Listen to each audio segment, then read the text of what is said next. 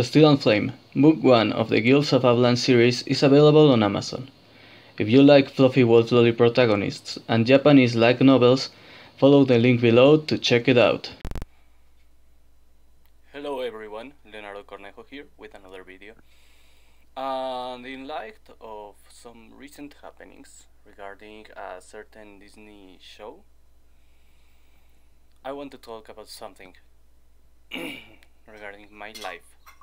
Sorry for the mess in the background. I got a cat and he plays with cardboard boxes, and I had a few mail deliveries, including this, which became his playthings, and I don't want to take them away from him for now. Hold on. Wait. You already ate. Why are you so angry about food? Anyway, back to what I was saying. I am Mexican. With evidence, with proof, visual proof. This is a pizza business. This is a pizza franchise in Mexico. It exists only here. As you can tell, it's in Spanish. That's the evidence, because people say, "Oh, you're American, you're lying, bring evidence." I want to show my ID. I'm not going to fucking dox myself. I already gave enough information with that thing. I want to show my ID to please a bunch of fucking leftist idiots who think I am American because of how I write, because of my skin color, because, well, I am not that dark. I am also not that white. I am like, well, you know, like Mediterranean.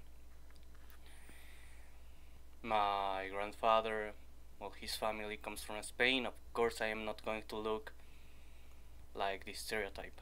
And that's why I'm going to talk about, because we all saw the trailer of that crap Disney show Primos, and that's what I kind of what I'm going to talk about. When you are somewhat fluent in both English and Spanish, when you don't look like how do I say it, like an indigenous Mexican, when you look like a Spaniard, when you have grammar on par with the average American, because let's face it, many Americans aren't good with English grammar. There's a reason why Ebonics are a thing.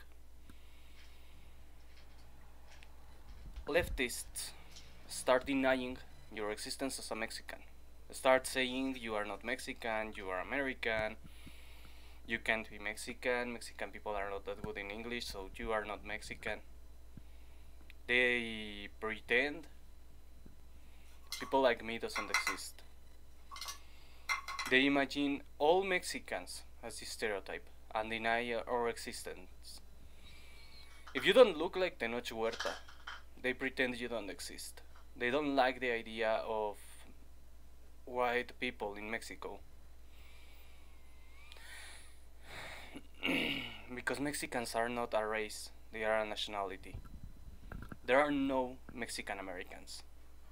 There are Americans with Mexican grandfathers who immigrated to the United States. Mexican is not a race, it's not a skin color. And these people act as if that was the case. As if we were a race, a skin color. As if our culture was all in yellow sepia tone filter and all taco, burrito, taco. They pretend people like me doesn't exist because we are antithetical to their stereotypes. I will tell you something. I'm tired of how much they have become an obstacle to us, even in our own country. I'm a novelist, I'm a writer.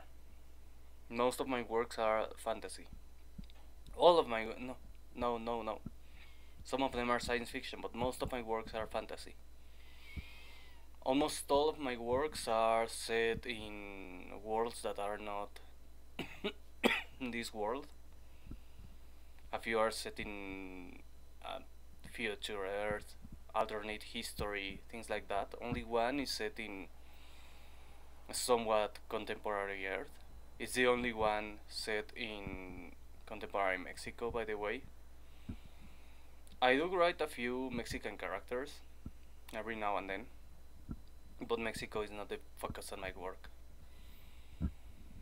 And that makes it really hard for me to grow as a writer, both here in Mexico and internationally. Because these people, they don't like it when we create something that is not basically like Primos.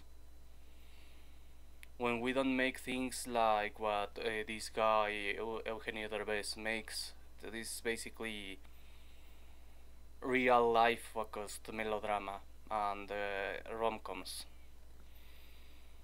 When we don't write stories set in Mexico, in real life Mexico, without fantasy or anything, only comedy, or this thing called realismo mágico, which translates to magical realism, but is more of a separate genre, which is like basically telenovelas without, how do I say it, telenovelas without the dramatism. Authors like Paulo Coelho, for example. I don't like that genre, by the way. It has no magic, despite being called realismo mágico. It has no magic. It is basically a twisted realism. How do I say it? Fake realism, similar to that of police dramas. I mentioned before that police dramas are not realistic, that they pretend to be realistic but they are not. Realismo mágico is something similar to that. So it's not realism, it's not magical, it has no fantasy. But it's a very popular genre here in Mexico, in Latin America, all over Latin America, including Brazil. If you don't write that, you have a hard time getting the attention of people here. If you don't write political commentary, if you write basically left-wing political commentary, because if you go for something more conservative, odds are you're fucked. You won't get any attention. But basically, if you write what I write, fantasy with not much political commentary, and the few political commentary moments it has are against the woke ideology. If you write that, you're fucked. You're not getting anywhere here in Mexico. And American leftists also will try to obstaculize you. I have been told I should be writing that kind of stuff. I should be writing about the plight of the indigenous people by leftists. I have been told it is my responsibility to defend my nationality and things like that by these idiots. And I have been told I'm a traitor or that I am not Mexican, especially when they look at my face. They say I'm American, that I'm a liar, that I am not Mexican, that I don't live in Mexico. I have been called a Republican reactionary Trump supporter. Only the last part is true, and I have my reasons for Mexico. Because he is one of the few presidents who didn't meddle in our politics. One of the few American presidents who didn't meddle in our politics. And he didn't get Americans involved in any new war, therefore he actually helped us with that, because when America gets in a war, our economy gets worse. It's happening right now with the current administration. He also renegotiated the the free trade deals we had, and actually negotiated in a way that made them better for both. He wasn't that bad. He wasn't that bad of a president, and that's a very important part here. So I support him because it's in the best interest of my country. Because if things go bad for America, they go bad for Mexico. Because we are neighbors and we have trade deals, we count on each other. We no longer depend that much on each other. Especially Mexico no longer depends that much on America as we used to 10 years ago. In large part thanks to Trump, in fact. But we still work as a team, and when the American economy goes bad, our economy gets affected. Again, this recent war is an example of that. So yeah, I am a Trump supporter, but that's because it's in the best interest of my country too. I am not an ultra MAGA Republican, because I am not a Republican. And even if we speak in terms of Mexican politics, I don't take side with any of the parties here. They are all leftists. They are all woke. So I'm actually, have been for a while an anarchist. I'm against the government. I know it is impossible to have a country without any government at all, but I think the government should be smaller, and I think the people in charge right now are terrible, and the only way to fix that is basically a hard reset to the government. So yeah, I'm not a MAGA Republican. They say I'm a white supremacist. Other than as reference for biological matters and, well, in regards to recognition of my existence as a white Mexican citizen, I don't care about the skin tone. I don't care about the skin tone of the people around me because there is plenty of variety here. Pretty much, the vast majority of the population has a skin tone range from native reddish brown to a Mediterranean white like mine. A few have a more pale white tone. My sister, for example, she actually looks a bit transparent, and a few, like seriously, you can see the veins and arteries in her hands, and a few are a lot darker.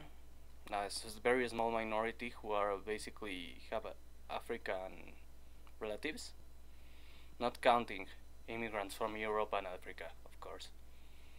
The point is, we even have a few Asian migrants who are larger in population than African migrants. They are the smallest group here. Some say whites are still a minority, but this is not entirely true. We are pretty much balanced with the natives. The thing is, people don't want to recognize we exist because we are inconvenient to the left-wing political agenda. We exist, we are here, and they don't like it. They don't like when we say Mexican is not a skin color. Mexican is not a race. Mexican is a nationality. Chicanos are not Mexicans. People who are born in the United States whose ancestry are of Mexican origin, they are not Mexicans. They are they are of how do I say it? Native American origin, of indigenous Mexican origin, but they are not Mexicans. I don't think there is a term for the ethnic group itself other than Indian. That's what they were called by the Spaniards. The locals had terms for each nation because they were nations. Nahuatlaca, Raramuri, what other? Mexica, and some of them they still refer to themselves as their ethnic group, and we do respect that. As I said, Raramuri. They are also called Tarahumara, but the most accurate term is Raramuri. But these people, these Chicanos, they don't know it. They don't know how that.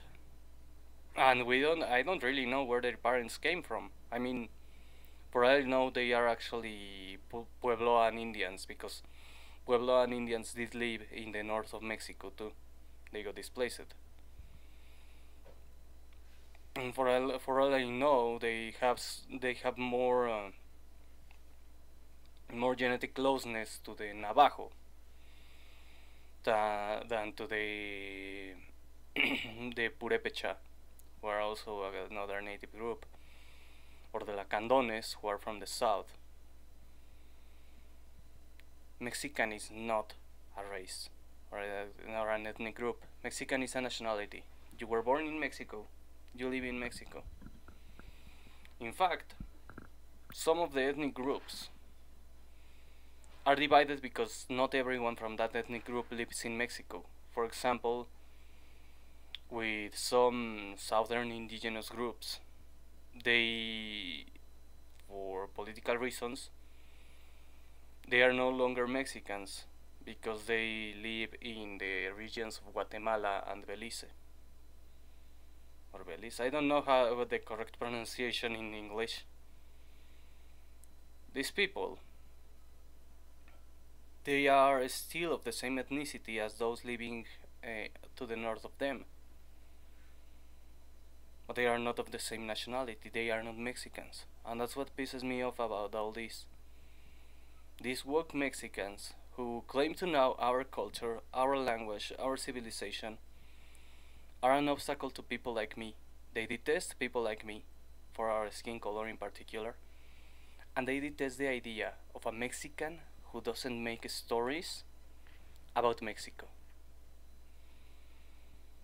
And that's why people like me need your support. Another example of someone like me is Guillermo del Toro. He's very pale. I know he's very left-leaning too. People make mistakes. But he's very pale. He's very white. And he's Mexican. You don't need to look like Tenoch Huerta. And just like me, he doesn't write the kind of stuff that is promoted actively in Mexico. That is promoted as something made by Mexicans in other countries.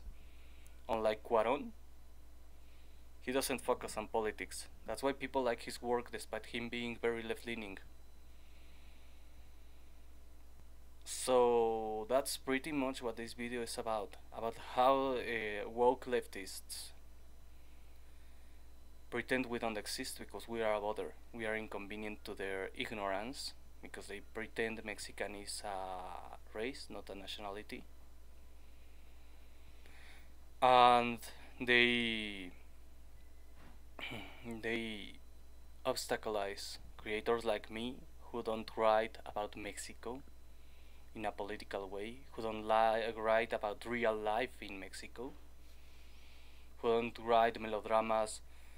As a friend of mine said once, who don't write melodramas about tortilleras getting depressed because their husbands beat them.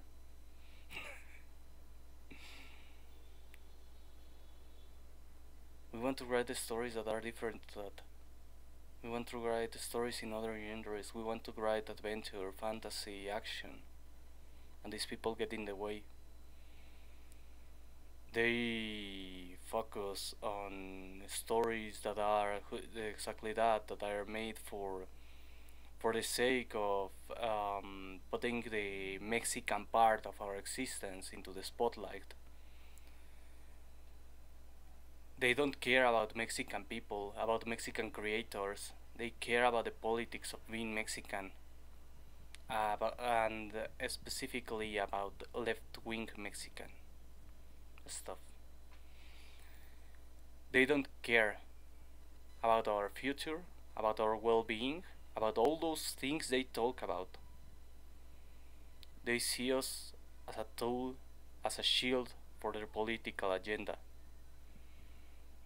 They don't care about our future, about our creativity. They would rather obstaculize us than support us. and they have obstacleized me because they leave negative reviews in my work, and then they say